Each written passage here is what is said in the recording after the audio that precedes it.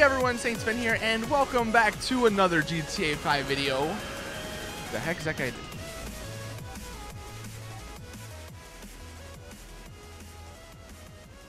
Is that guy drunk?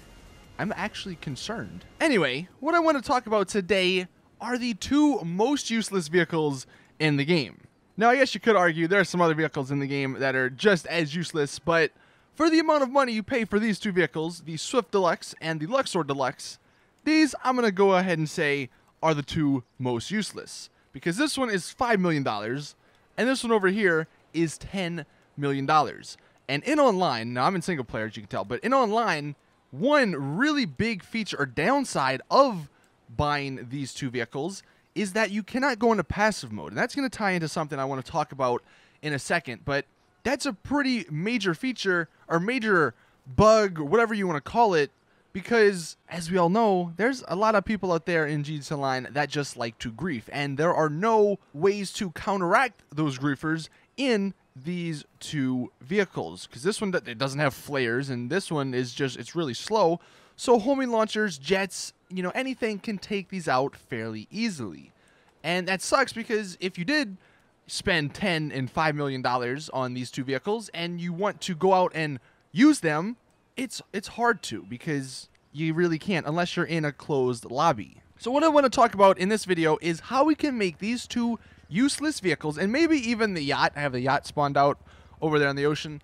Maybe even the yacht, but these two vehicles in particular, how we can make them actually good, actually useful for some of the stuff that Rockstar recently added into the game. At the moment, the only thing you can do in these vehicles is hop in the back if you so choose, if you have a driver. And if you're going to first person, you know, in here, normally in online, there's like a champagne glass there, and I want to say you can access the internet, but I know for a fact you can access, or you can drink champagne, because that's worth $5 million. But if you go into the airplane, in here there would be a place for the champagne. There's also a cigar that you can use, and then you can see again, there are the two screens. Now those screens are going to play a big part in what I want to talk about. Now, as we're all aware, two of the biggest updates to come out recently were the Biker Club and the CEO offices. Both introduced properties that we could own and that tied into the business for each respective DLC. In the office, you have to go there to order your crates, to sell them. And the Biker Club, you have to own a business. You have to go there to purchase your first business, or any of your businesses. And this proposed idea that I want to share with you guys is to use these vehicles, the gold Luxor and the gold Swift, as a second place where we could run businesses, where we could run the CEO crates, the warehouse stuff, basically everything that you do in the offices, in the warehouses, in the businesses, in the clubhouses. You would have the option to do that in this plane and in this helicopter, and then maybe even if you wanted to give the yachts some reason, or reason for people to buy the yachts, maybe you could have some sort of tablet or laptop that lets you access those four screens. And think about it like this: like if you have a clubhouse, or even if you have well, they don't have many offices up north, but maybe you have a clubhouse up north and you still want to do CEO stuff and you don't want to travel to the city, or vice versa, you have a CEO, or you have your CEO office in the city and you have your clubhouse maybe in Paleto Bay, but you don't want to always go to Paleto Bay just to do some contracts, just to do some missions for the biker stuff, or you don't want to go to your business, which may be also located in Paleto Bay. You want to keep everything sort of in the same area without having to purchase everything in the same area, because the ones up north are a lot cheaper. Then you could use these two vehicles if you own them. Now, obviously, if you don't own them, it's still not that great of an incentive to purchase them, because they are a ridiculous waste of money. But for the people who do have them, it gives them a reason to use them. And say your clubhouse or your business, your cocaine, whatever, is up north. You're down in the city. You're by the airport. You could call in the helicopter. You can call in the Luxor. You hop in the back. You go on the screen like I showed you guys in here. And then you go to the business website and it says, your production is full. Sell now. And then you could sell it straight.